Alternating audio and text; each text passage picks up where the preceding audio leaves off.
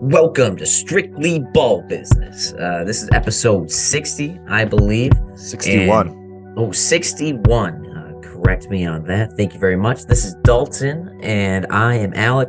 We are ready to let you know everything that's going on in the NBA today. That's important, however. I'm just kidding. We're not going to be able to talk at all. There's so much going on. It's been an exciting season so far. But I'll tell you what we will talk about. A little bit of disappointment. A little bit of disappointment countered from that excitement, of course. We like to get a little negative here, but not too negative. But of course, the Clippers are a team that we thought were going to be a top 3 seed this year, and so far they've been disappointing. We'll get into that, as well as the Charlotte Hornets, who are extremely disappointing and need to think about making some trades to build for the future. And we will also talk about the Pacers, who are a surprising win now team potentially, and we're going to discuss whether they should stick with that or should they, try to stay young and maybe tank a little bit while letting the young guys play. We'll discuss that in full. And then Killian Hayes has been bouncing back lately as well, at least in the last 12 games, I believe it is, maybe 15 games. And we're going to talk a little bit about that. And then who knows what else we'll get into. We'll see. This has been Strictly Ball Business. Strictly Ball Business. Strictly Ball Business. I like that video. Shit. But starting out here, the Los Angeles Clippers, we thought they would be a top 3 team in the West. At least I did. Maybe I shouldn't speak for you on that. But with the Kawhi Leonard and Paul George, presumably we thought they were going to come back this year. And they still haven't played really much this year at all. Still on and off on the court. I mean, they're 13-10, so it could be worse, I suppose. I mean, they're not horrendous, right? But it should be better also. Yeah, I mean, we're not saying that they're an entire disappointment. I was looking at it and I was like, they're 13-10, 5th seed in the West, but we thought they were going to be contenders. We both thought it was them and the Warriors that we were talking about. We had a whole video about it. We expected the limits for them, but they just kind of, honestly, they haven't lived up to it. And there's a few reasons why. I mean, injuries is a huge part. Kawhi has only played 5 games. Paul George has only played 16 games. Wall has only played 18 games. Luke Kennard has only played 14 games. They have such a variation of guys out on the floor all the time. They're not seeing any consistency. And Kawhi just came back. I know everyone 2K downgraded him for OVRs or something. Everyone's starting is the injury? He just came back from a year and a half off. I mean, I give him time. He's still a plus player. I mean, the guy's averaging 10 points, 4 rebounds, 3.4 assists, 42, 13, 77. That stat line alone, I know that's very scary. I think it'll obviously get better. It's a smaller role. Minutes are getting managed. I'm not too worried about Kawhi. He's still actually a +9 on the season, and defense is still there regardless. So I'm not too worried about Kawhi. Yeah, I mean, I'm a little worried about him, but I think it's just because he hasn't played in such a long time and he's getting older, and maybe he's not over the hill yet, but I mean, the Clippers haven't really gotten a whole lot out of Kawhi in terms of his contract in totality. I mean, yeah, they did get to the Western Conference Finals, but he wasn't with them for that part because he was hurt. So, he's coming off of one of the worst injuries you can have, and he's continually has these knee injuries. I would love to see him be who we expect him to be, but it might take some time. Yeah, it's kind of crazy to look at it being the best part of that thing that came out of signing Kawhi Leonard in free agency was that they got Paul George, because Paul George has been the hero for the Clippers the last few years. Kawhi, I can't think of moments where Kawhi has made the Clippers proud, but Paul George has done a lot for this franchise already, way more than a lot of other players. He's the one that got, arguably he was the biggest part of why they went to that conference finals. And I don't think Kawhi had something to do with it, in other games, but it's Paul George that's been the lead Clipper now. But he's missed a ton of games too. He has, yeah, and the two of them are what this Clippers team is built around. They're the ones making the most money, yet they're never on the court. And you can't tell me they can just show up and be ready for the playoffs and not play a ton of regular season games and just show up for the playoffs and dominate. Because like that team chemistry is not going to be there. And like, yeah, it's Kawhi Leonard and it's Paul George. They're great guys that command the respect, and all the other players will work to get them their looks. But I don't know if they'll work together as well as you hope, because really, this league is what they've done for me lately. And you gotta be connecting all the time. You can't just show up and make it work. That's what we thought the Nets were going to be able to do, right? Yeah. But you can't just put talent together and hope it works. Luckily, Clippers have a great coach, Ty Lue, I will say, with all those lineup changes you were talking about. They figure it out. I mean, he's potentially, I think most people think he's the best in-game adjuster in the coaching ranks of the NBA right now. And he might be just the best lineup adjuster overall and gets a lot out of his players. I mean, you saw what Zubac did, obviously. So I don't know. It's not all lost for the Clippers, but I don't got my hopes up right now. I guess that's what I'm trying to say. Yeah, 100%. Ty Lue is great. I think he's the reason why they have top 5 defense. I think they're 5th on defense right now, and it's a lot of it is because of him. And you're right. Yeah, his adjustments are insane. I mean, they're especially with the inconsistency of the next guy I want to talk about is Norman Powell, who's been not the biggest. There's another guy that's the biggest disappointment on this team, but Norman Powell, I think we can all agree, like, we expected a lot more than 14, him coming out just doing 14 points per game. And I mean, it's decent efficiency. I think 45 from the field, 37 from 3.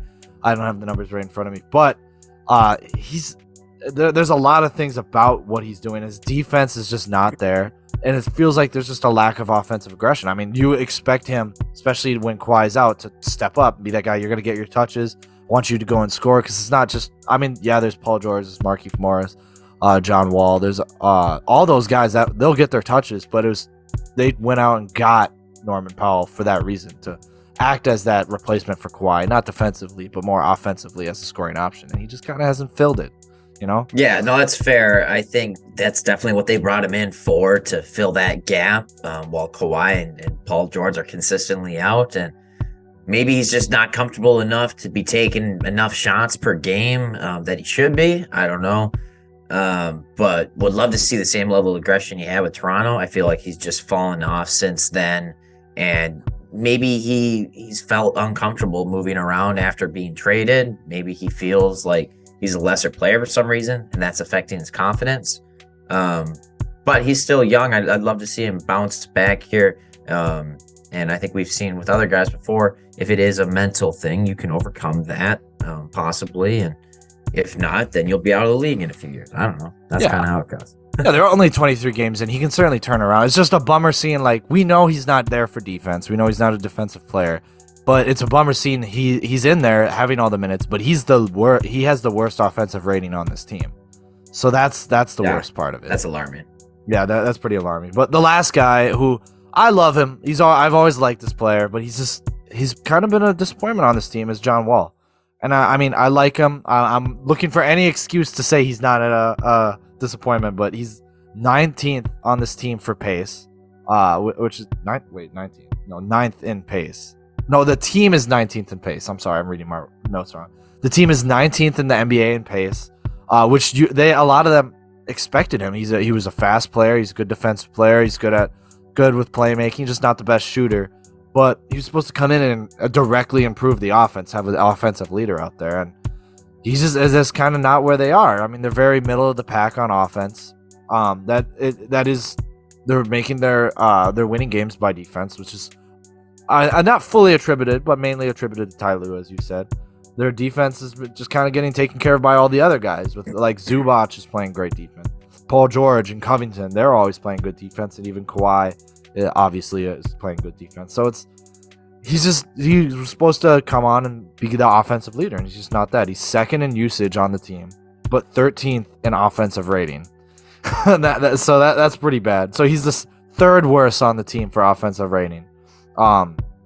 He's near just about the worst as one of the slower pace guys on the roster, and it just looks like his ability to defend just isn't there right now. Maybe he's slower from all the injuries, but yeah, I mean, I would love to see him bounce back. I always hope every year is going to be his bounce back year, but like you said, he's missed a good amount of games even this season.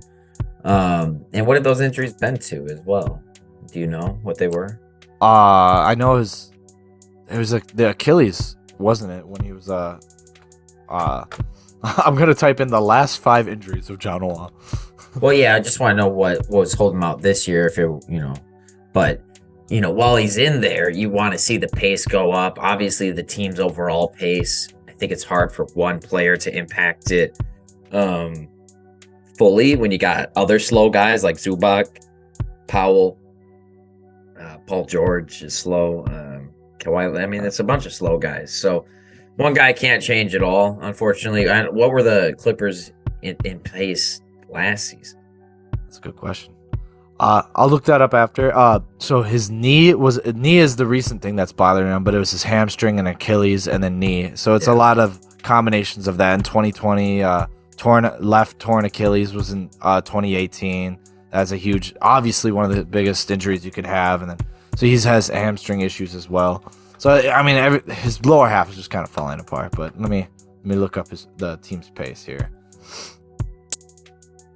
But I mean, you think this team can turn it around? I think now is the time to have these struggles. That's fine. I mean, if they're clearly struggling and they're 13-10, it's not the worst thing in the world right now. They're only 23 games in. We're only a fourth of the way through the season. You certainly have enough time to figure it out. I don't think most teams have all these issues, and I'll point to like maybe doing a trade or like a coaching change is the issue. I don't see that they have to make any changes to turn this around. Do you? I don't think they really need to make any changes. They just need to have more consistency and need to be playing more. So I think that's always been the story with them. And it seems like they've won a couple games lately, right? So maybe that'll keep going. Maybe they can, prove us a little wrong here and go on a win streak here, make that record look upside down. If they're already in the 5th seed, that's like, I think that's a matter of there's a lot of teams congested in the West right now overall. So if they can keep winning games, they can definitely separate from some of those other teams. But I mean, other teams are going to maybe win too. Overall, the West is a little disappointing for a lot of teams. It's funny to say that the Clippers are having a disappointing season. When you say that, like, what can you say about the Golden State Warriors or, the Mavericks? They're struggling too, right? So yeah. Those are 2 teams. By the way, last year they're the exact same. They're 19th in pace. This year they're 19th in pace. Oh, okay. So Wall hasn't improved their pace. No. So that is indicative that he hasn't really come in. At least it's not worse, I guess. But I mean, he's supposed to be making that better. Yeah, you bring in a guy like that, and especially when you insert him into your starting lineup as your starting point guard, you expect changes. And if you don't see any changes, it's kind of like, do you go back to Reggie Jackson and have John Wall come off the bench? At least with Reggie, they were doing well. They have proof and success. Which Reggie's had a down year as well. I mean, he's just started to pick it up recently, but still, it's just kind of everyone's a little inconsistent, falling apart. Yeah, but I don't think they're falling apart. Sorry. Yeah, and I don't think they can get anybody better than either of those guys, so they're just going to have to figure it out. And I think they can still be better than a lot of the teams in the West. I mean, the Suns are right now leading the pack, so to speak, but the Nuggets are right there, Pelicans as well. Did any of those teams? Oh, and then the Grizzlies are the other team ahead of the Clippers. Did any of those teams surprise you that they're ahead of the Clippers or that they're playing this well in general? The Nuggets this early in the season, I expected them to not take off this fast. And the Trailblazers, I didn't think they were going to gel together as quickly. So they're falling off now, too. They are falling off. They're 11 now, so. I think they'll continue to fall off, probably fall above playing 5th or 6th seed. Nuggets, I didn't expect them, but Nuggets I think will keep it up. Grizzlies will keep it up. Suns will keep it up. I think the Clippers certainly have a chance to get back in there. Top 4. Yeah. I mean, right now, as it looks, it's the Suns, Nuggets, Pelicans, Grizzlies, Clippers, Kings, Jazz, and Warriors in the top 8. And then you got your play-in of the Wolves and the Blazers. I don't know. The only thing like obviously it's like, oh, are the Kings gonna fall off? I think that's obviously a strong possibility. I think you can guarantee the Jazz will fall out. I don't think they'll win enough games to make it in. But maybe the Mavericks will figure it out and get into the play-in tournament. That's kind of I'm sure they will. One thing, I think the Pelicans will get up there. I think because Zion, Bi, and McCollum have only played 16 minutes together this whole season, and they already have the success they have. It's kind of crazy. I think they'll do a lot better once they all get on healthy and all on the floor. Zion's doing better and better every game. Bi's Bi, and McCollum's improved. He had a slow start, but he looks like he's turning it around as well. Yeah, it's looking like the Pelicans are going to be a force in the West for a long time, potentially. Yeah, for sure. To be succeeding this early, this early. It's not too surprising, right? Because like the guys that got back in that Davis trade were already developed. They were ready to, let loose, and they held on to one of the best of those three, Brandon Ingram, who's playing great for them, and they turned assets they turned one of the other guys, Josh Hart, into CJ McCollum, and some other guys. Yeah. So great asset management by David Griffin overall. He got a lot of hate with being Cleveland's GM, just kind of getting bent over the barrel of LeBron's team. And then it's funny that he ends up making a trade basically with LeBron with the Pelicans. But who knows? Maybe the Pelicans will get a championship out of this core and it'll all be worth it. I think it's certainly in the cards. Also, shout out Trey Murphy was a steal. He's doing wonderful. He's doing great right now, and he's certainly a versatile guard, a wing to have. He's been playing the 2 through 4 for them, so kind of filling in for everyone except for even CJ when he plays off ball of Jose or Devontae. So they have a lot of versatility on that team, and I think championship down the road is certainly in the cards for them. But let's move on to the other disappointing team we wanted to talk about, the Hornets. I mean, obviously, we kind of knew this was coming entering the season. I mean, whenever you start a season off with what Miles Bridges did to them, I mean, it's kind of tough. Like, how do you rebound from that? LaMelo's in and out of injury. They got a lot going on in Charlotte. So I'm thinking, you know what? It didn't work with everyone healthy. Maybe you just kind of trade away. They're shown that there's a market for some of the guys they have on contract. I think it's worth trading them away, getting maybe some young talent back, getting some misfits that aren't fitting on other teams. Let me jump in right to that too. So I'm thinking, here's one that we talked about it, one of the last videos we had, and I know you wanted to see this. So it's the Hornets and the Timberwolves. So Hornets are getting D'Angelo Russell, Wendell Moore, and a second round pick, and Wendell Moore, the GOAT. And Timberwolves are getting Kelly Oubre and Rozier back. Who says no to that trade?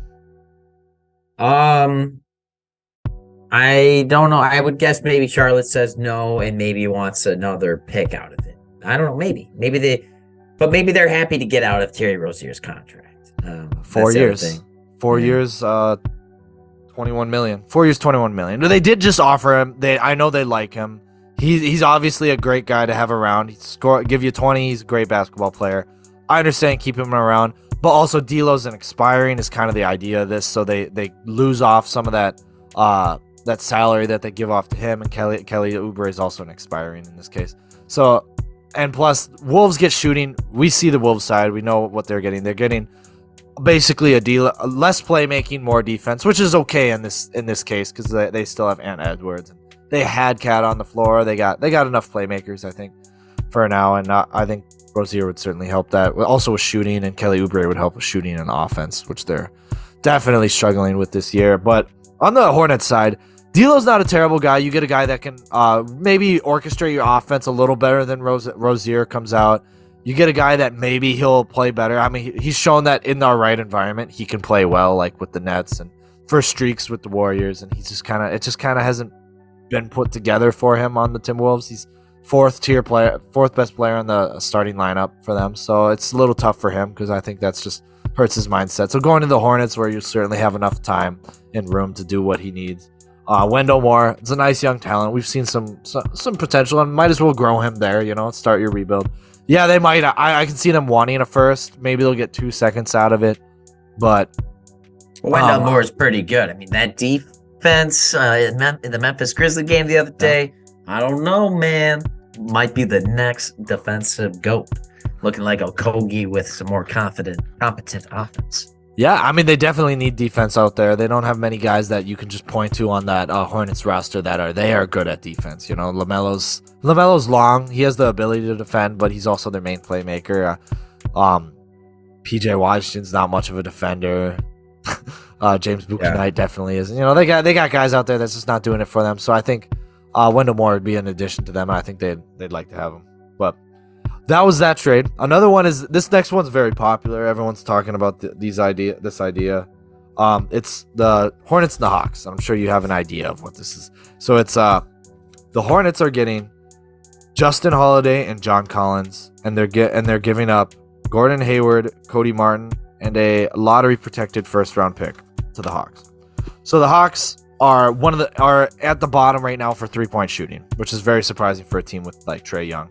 So they clearly need to get better. I think with a guy like Clint Capella, they've shown that it's not working with John Collins. They need a guy to get out there and spread the floor. They want to play they can't have a guy like John Collins who spends a lot of time in the paint wanting to post up. So you move him out. You get a guy like Gordon Hayward who shoots well from threes, very good offensive player, especially around DeJounte, who's not the best at spacing the floor. So you get a guy like that. I think that's a certain improvement. John Collins moves someplace where he will actually, I think he'll flourish more because he'll go back to being an actual scoring option where he's not really a scoring option anymore. And he gets to play with guys like LaMelo, who John Collins was really, really good next to Trae Young when it was only Trae Young and him. So I think it's very indicative of that. So I think that he'd do well. What do you think of this?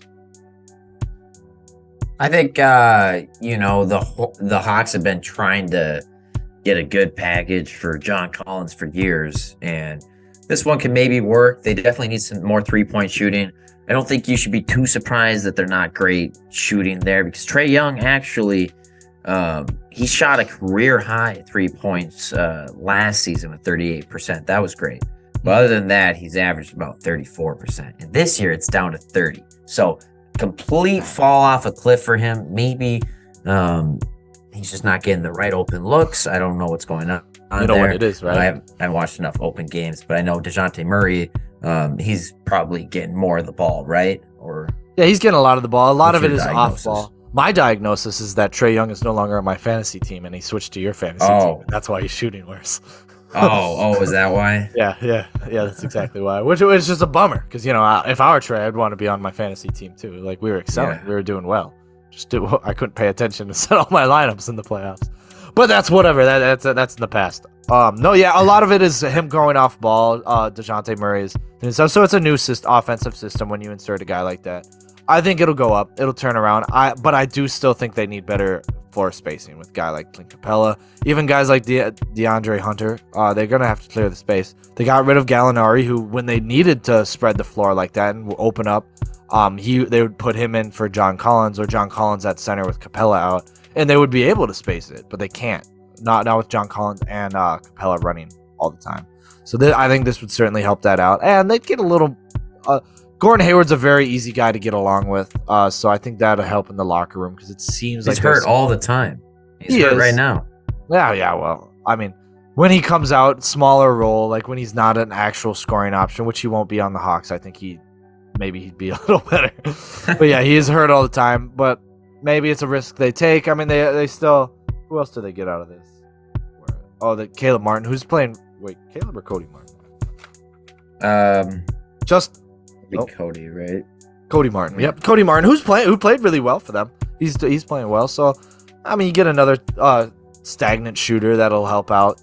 So that'll be nice. But my last trade, this one. I mean, we'll see how it goes. So another team that's very low on shooting right now and just needs any help with offense is the Heat. And I think they would welcome Terry Rozier into there. I think he's a perfect fit for their. For what they're doing over there in Miami. I think he's great for their culture.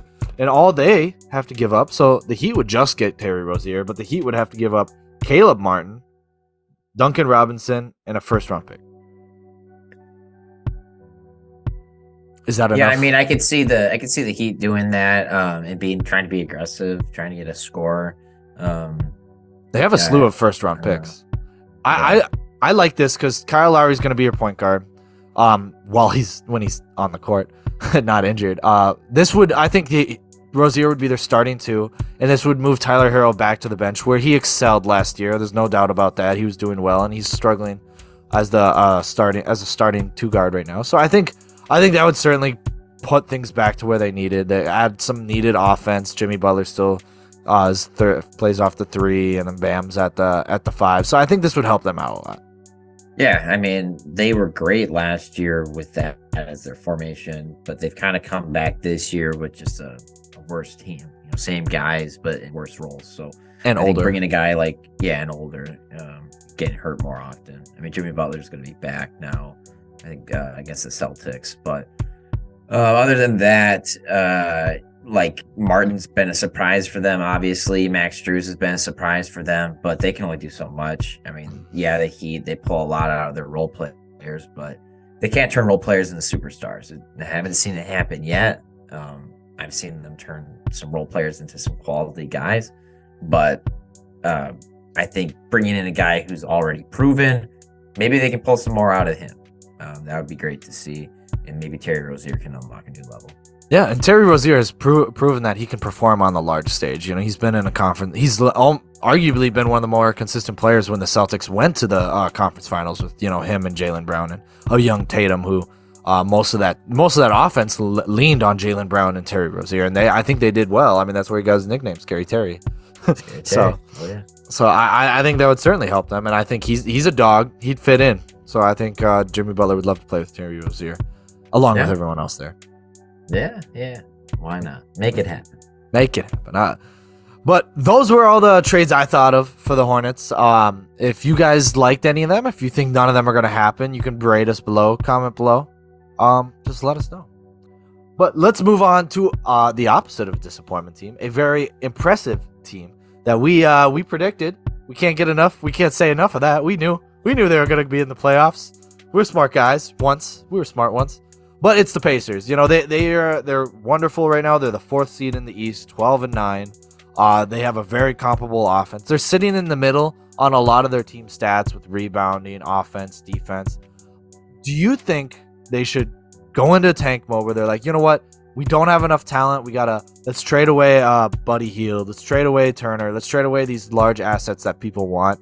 Try to get some more picks and try to come back. Or do you think they should make a win now move and push their success further? I mean, I think I'd rather see them do a win now move and try to just see the success go further, because they've got some good young guys. Realistically, if they continue doing what they're doing, even if they traded Miles Turner and Buddy Hield, I still feel like they'd win some games. They might not make the playoffs, but they're not going to end up with a top 5 pick. So I don't know if there's really a point to gutting the team. I'd just rather see this out, see if they can continue to play hard. And the only way I'm trading Miles Turner in the future is if he tells me he doesn't want to play here anymore. Yeah, I mean, he's playing great. So I think this is a career high for him. He's 17 points per game. I mean, he's playing great. He's wonderful. Still lower on the rebounds, but continue. Yeah, but I think he wanted to just have a bigger role anywhere, and I think he's fine with that being in Indiana. Yeah, I mean, he seems happy. I mean, he's had some excitable tweets I've seen where he's pretty good, where he's happy where he's at, happy what they're doing. I mean, of course, he's the vet too. He's the vet on this team. Yeah, which is super nice to see. And he's still young. Like they could really accelerate here with a guy like Tyrese Halliburton getting better and just being an excellent facilitator, making his teammates better. I'd like to keep around a guy like Buddy Hield who can make shots. I don't know. Is he a free agent after this year? I think so. I didn't look at his contract. I didn't look at his contract. If he's a free agent, maybe you trade him, but I don't know. He's a decent role player, and obviously Benedict Mathurin, if you can give him more minutes, I think that's great. But he's already getting plenty, I suppose, and he'll just continue to get better. So I agree. Buddy Hield should be back soon. Buddy Hield has another year on his contract. After this year, he's another one. So it's not expiring. He's a year left. So I think so. I was looking at this roster. I was like, you know what? Yeah, I do think they should continue. I don't think this is one of those cases where they're rushing the rebuild. I think they clearly hit on Chris Duarte. They hit on Mathurin. O'Shea Brissett was a great pickup. Jalen Smith is still kind of up in the air, but obviously Tyrese Halliburton's right now the best playmaker in the NBA, averaging almost 12 assists a game. Yeah, guy's insane. Yeah, so to like almost no turnovers sometimes too. Yeah, he's also leading the NBA in assists and assist turnover ratio. Yep, exactly. Which is insane, just outrageous. But so I was looking at it. They don't have a guy scoring over 20 points per game average. No, they have two guys averaging 19, and that's Halliburton and Mathurin. Then Miles is averaging 17. So I'm like, they need an offensive scorer. They need a really good guy. I think their defense between Halliburton, Duarte plays good defense. They got some defensive guys. Obviously, Turner's a defensive player of the year candidate when he wants to be. I think they have enough talent there. I think I put up a trade. This is retaining shooters like Buddy Hield, Duarte, and Mathurin. It's kind of it's an iffy package. But maybe this team's open into it because maybe they just want to rebuild from the ground up. And Turner's shooting 38% from 3 on 4 threes, by the way, which is pretty. Also, that was my most impressive thing about him this year. So they are calling up the Bulls, and the Pacers are like, "Hey, Bulls, listen, we'll give you T.J. McConnell, we'll give you Daniel Tice, we'll give you O'Shea Brissett, Chris Duarte, and 2 first-round picks." There's protections on the left below. It's a lottery protected, and then a top 5 protected first round pick for DeMar DeRozan. I think DeMar DeRozan. This is one of the very few teams that'll fit in where he's not the best at defense, but they can make it up on defense, and they have the shooting to support him. He could be a number 1 scoring option on a really good team. We can see that. And I think with a playmaker like Halliburton, it could only make it better, and a 3rd-tier scorer like Mathurin. Maybe not this year they make a good push, but I think in a year after this and 2, maybe they can get there. And I think DeMar DeRozan would be a great vet to have on this team, and I think he would be a perfect fit. Yeah, I mean, DeMar DeRozan is a fantastic player. He's got a few more good years left in him, I'm sure. So, I think that'd be a lot of fun. Why not? he would help out this team a ton, I think. I just worry, screw it. Do it. Why not? Yeah, he's getting older. He has 2 years left on his contract. I see it. But we keep saying every year we say, oh, DeMar DeRozan, he's getting older. We haven't seen it. He just stays as good as he is. And we thought last year was going to be his peak year. Yeah, and he's just as good this year as he was last year. So, and he was getting MVP talks last year. So, you know what? Yeah. Fuck it. Just call him over. I don't think it's working out for the Bulls. I never thought him and Vucevic were a great fit anyway. So, I think this is it. I think you pull in a guy like DeMar DeRozan. Bulls, maybe they look at it, they're like, we get 2 first-round picks and 2 solid young guys in Duarte and Brissett. Might as well pull the trigger. And Duarte, we've talked about it. We think he can get up to maybe have a all-star, 1 or 2 all-star years in his career. He has that potential. Yeah, it's essentially kicking down the can down the road, because the Bulls did the same thing when they traded Jimmy Butler for Zach LaVine, and then he became a star with them. Yeah. And then they, maybe do the same thing with DeMar for Duarte, and he'll become a star in a couple of years if he stays healthy. Oh yeah, for sure. And Duarte's injured right now, but I mean, it's fine. It's not a major injury. I think that would be great for them. Do you have any other players in mind that you think would be worth them going out there and trading for? I mean, everyone wants to say Bradley Beal, so we won't count him anymore. We just don't talk about Bradley Beal. It's not happening. Yeah, he's never leaving Washington. I don't know, man. I think there's lots of fringe options out there. Maybe they could get a Julius Randle, but I don't know how much that would do for them. Yeah. Maybe they could get, an athletic big, I think could do some good for them, but someone who's not better than Miles Turner. That way he still gets his shine. Yeah. Do you think it's worth it to maybe do maybe when it comes down the road, do a swap still for Turner for Ayton? You think that's still worth it now, or you think with the success they've had, they just kind of say, that we're gonna try to fit someone into this team rather than try to build the team? Yeah, I mean, I think it'd be maybe kind of a lateral move between the two. Overall, Aiton might be a better rebounder, but Miles Turner can shoot pretty well, so that's a nice thing to add on your team too. So kind of depends on what you want. If you just want to stick with the hometown guy, you're saying in Indiana, we're happy that he's happy to be here. I don't know, maybe stick with Miles Turner. He's not from Indiana before being drafted there, obviously, but he's been there for a good 6 years now, so he's got to have some sense of loyalty, maybe. Oh yeah, for sure. You think John Collins would be a good fit? I mean, he's the hot topic for trades right now. You think? Yeah, I think he would be a good. That'd be a good one. I think he would work out well there for sure. And they provide him with all the spacing he needs too. John Collins, who's very active guy. Let's Turner likes shooting threes, so it pulls him out more. Obviously, he's a better fit than Capella. Still not completely ideal. Both of them like some posting up and stuff, but I think that would be neat. I mean, he's young too. He also meets their timeline, so he can excel with them. So that's certainly that'd be a good move. Yeah, John Collins is definitely a good one to look out for. Yeah, but why don't you guys comment below? Who do you think the Pacers should look at, or do you even think they should be trying to win now? You think they should trade off these assets, still try to pick up one or two more young guys in the next few years, and then push for the playoffs? Comment below. Let us know that stuff. But I know this next guy you wanted to talk about, Killian Hayes. He's had a great the last 10 games. He's been doing well. 11 points per game, almost 30 rebounds, 6 assists, 44, 38, 89. Talk to me.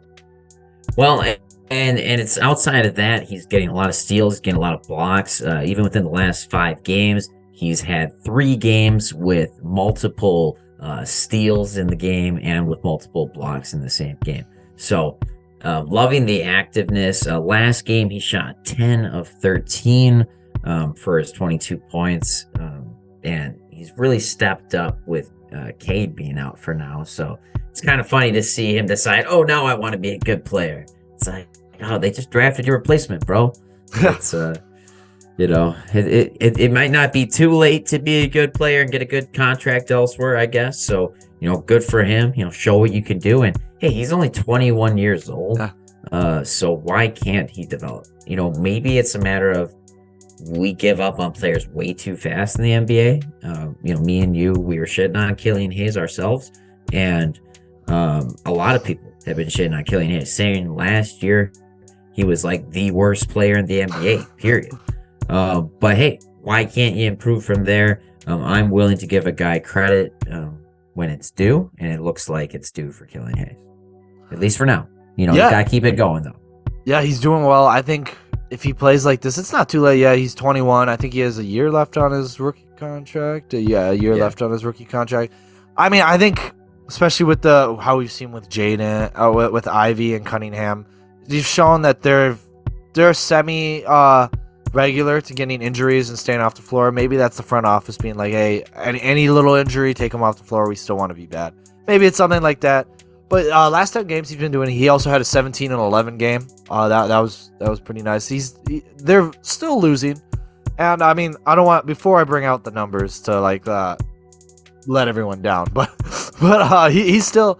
I do think there's a spot for him in this league. I think if he can push out a playmaking defensive type player, there's guys that make their name on that. I mean, let's look at Pat Bev. I mean, even if you're able to spread the floor a little bit better than Russell Westbrook, you should always have a job.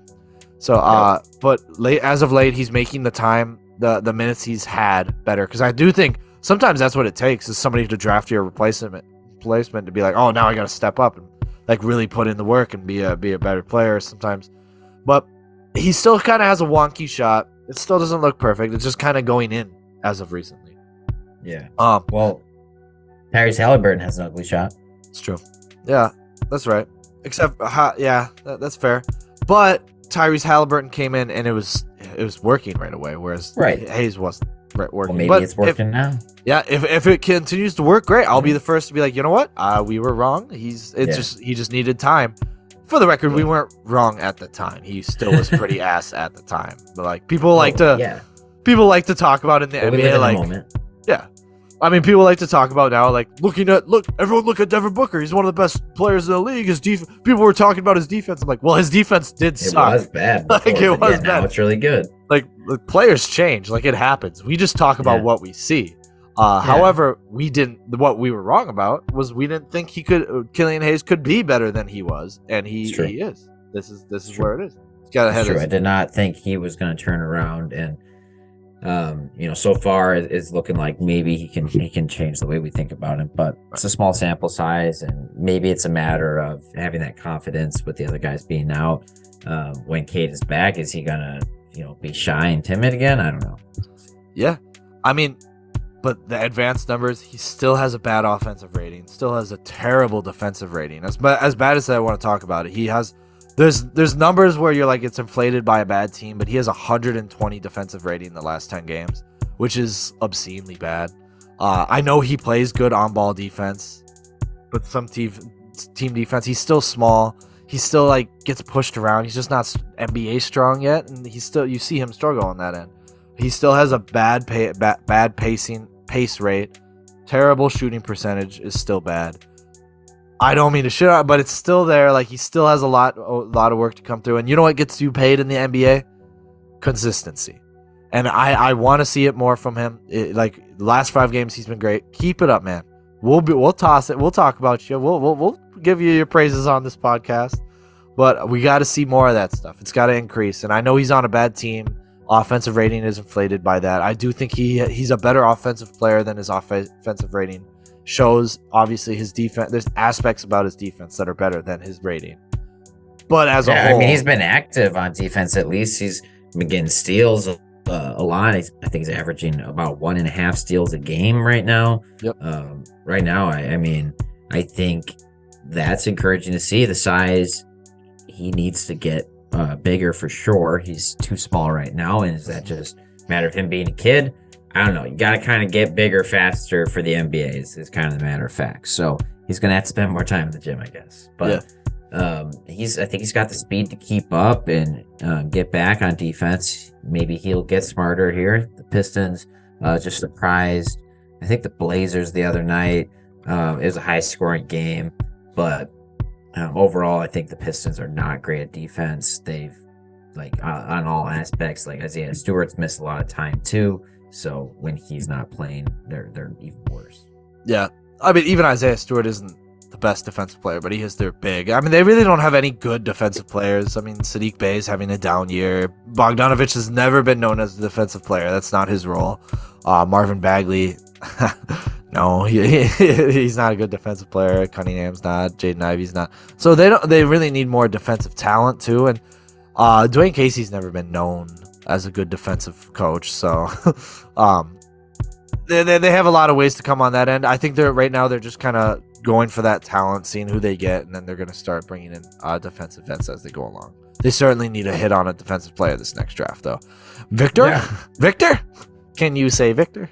This team. I mean, obviously they'd love the number 1 overall pick. That'd be great. Again. Yeah. Why not? Yeah, I mean, I think this franchise deserves it. I think they've gone through enough. I'd settle for Victor going here, hanging out with with Cade and Ivy. But what do you guys think of Cade? Are we wrong, or has he just been bad, or have we always been wrong? Killian, yeah, sorry. Just comment that below. I want you guys to let us know. But you have anything else on this episode, sir? No, sir. I think we have strictly talked the ball business. Right. We have strictly talked ball business. I don't think we've ever not talked ball business. I think we've been very strict on that subject. But I appreciate everyone's patience with us because we just like balls. We like balls. Well, that sounds good. We'll be here next week to comment below. If you guys want us to talk about anything, comment that below. We will talk about the topics that we approve of that you guys comment below. Yes, we will.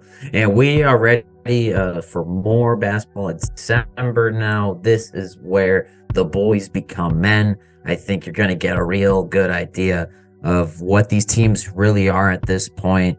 Some teams are dealing with a lot of injuries. There's some players that are really slumping. We'll see who turns it around, but it's going to be interesting. Yes, sir, it is. Thanks for joining us.